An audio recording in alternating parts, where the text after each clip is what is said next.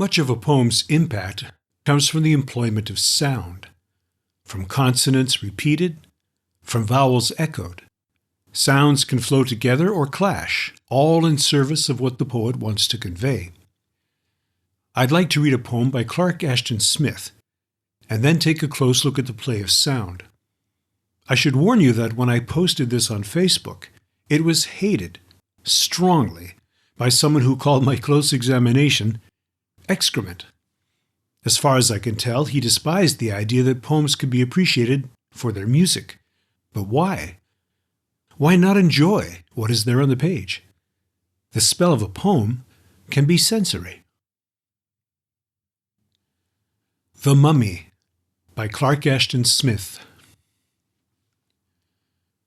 From out the light of many a mightier day, from Pharaonic splendor, Memphian gloom, and from the night Aeonian of the tomb, they brought him forth to meet the modern ray.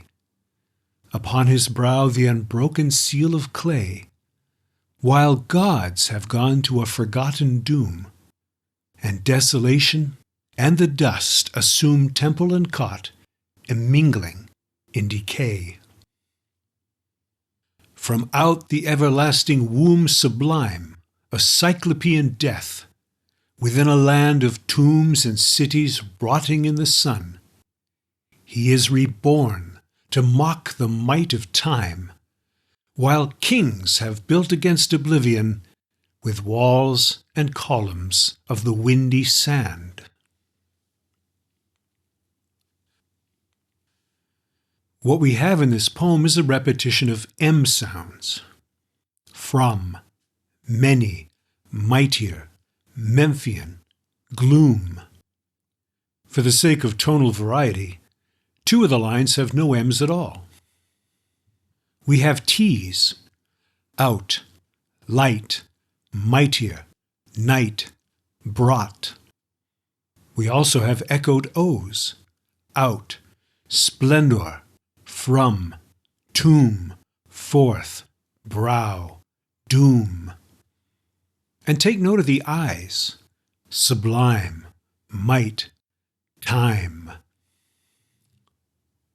Quite often, poems are like fractals.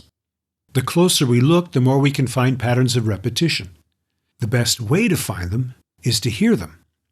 As often as you can, read aloud.